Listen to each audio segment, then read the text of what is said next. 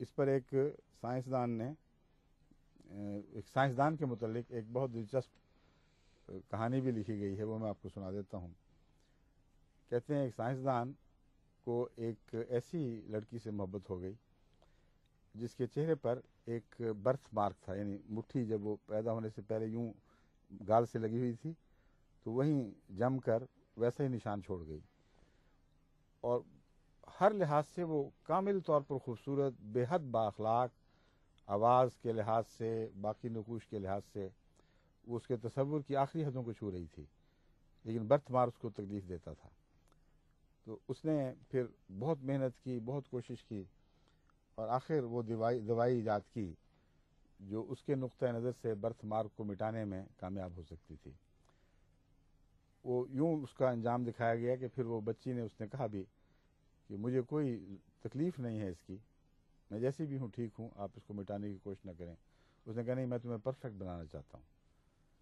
چنانچہ پھر اس نے دوائی کھلائی، پھر وہ آہستہ آہستہ اس کو لٹا کر دیکھتا رہا، نقش مٹنا شروع ہو گیا، مدھم پڑتا چلا گیا، یہاں تک کہ جب وہ نقش غائب ہوا تو اس کی روح جسم سے پرواز کر چکی تھی۔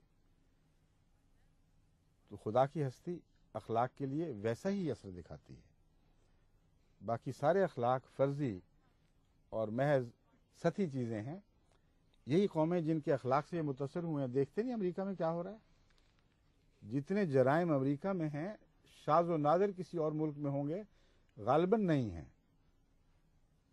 ہر قسم کے ظلم و ستم، ہر قسم کی خود غرضی اور بے حیائی، اور قومی سطح پر بھی جب یہ ابھرتی ہے تو اس سے گلف وار پیدا ہوتی ہے یا ویتنام نکلتا ہے۔ کہاں گئے وہ اخلاق؟ جو خدا پر ایمان رکھنے والے لوگ ہیں ان کی قومی سطح پر یہ سوچ نہیں ہوا کرتی۔ ان کے عدل کا ایک ایسا غیر متزلزل مقام ہوتا ہے جو کسی دنیاوی منفعت کی خاطر مٹا نہیں کرتا، انسان کا ساتھ نہیں چھوڑتا، کسی زلزلے سے اس کی بنیادیں نہیں اکھڑتی۔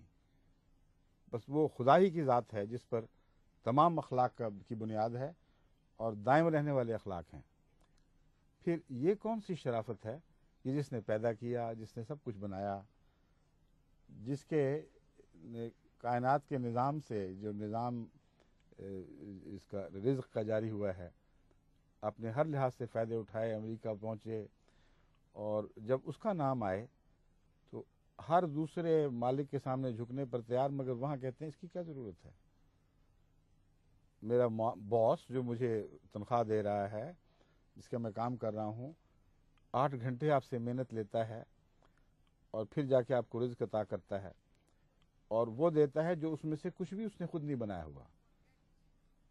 کسی رزق کے سے اگر اللہ اپنا ہاتھ کھینچ لے تو ہاتھ سے جاتا رہتا ہے۔ کھیتی آپ لگاتے ہیں، جو چاہیں کر لیں، اگر خدا کی رحمت کا ہاتھ مسلسل اس پر سایہ دار نہ رہے، ایک لمحہ کے لیے بھی اٹھے تو اچانک یالہ باری ہو جاتی ہے اور وہ کھیتی کا سب کچھ جو پھل ہے وہ آپ کے ہاتھوں سے نکل جاتا ہے۔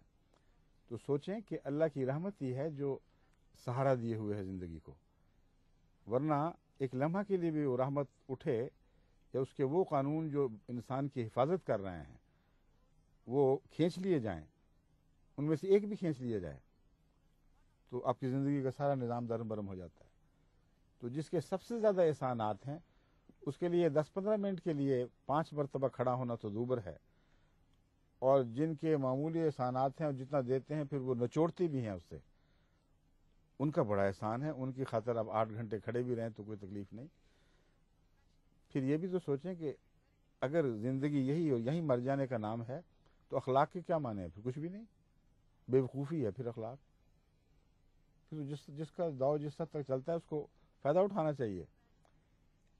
زندگی اگر مرنے کے بعد سزا جزا کا نظام پیش نہیں کرتی اور مرنے کے بعد ایک اور ترقی کی دنیا میں داخل ہونے کا پیغام نہیں لے کے آتی تو یہ محمل ہے، باطل ہے، بے معنی ہے۔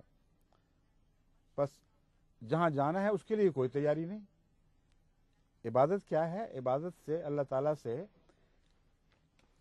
وہ طریقے سیکھے جاتے ہیں جو اس کو پسند آئیں۔ اس کے ذکر سے انسان اپنے نفس کی اصلاح کرتا چلا جاتا ہے اور ایک ایسا بہتر انسان بنتا چلا جاتا ہے جس کے اندر ایک پاکیزہ صحت مند روح بھی تیار ہو رہی ہے. یہ اس دنیا کی شرافتیں، یہ صحت مند بدن تو یہاں رہ جائیں گے. وہ روح جو ماں کے پیٹ میں پیدا ہونے والے بچے کی طرح آپ کے وجود میں پل رہی ہے، اگر عبادت نہیں کریں گے تو وہ مردہ روح پیدا ہوگی، اس میں کوئی جان نہیں ہوگی. اگر ہوگی تو ایک برتھ مارک نہیں، وہ تو داغ داغ ہو کر نکلے گی، اور وہی عذاب ہے.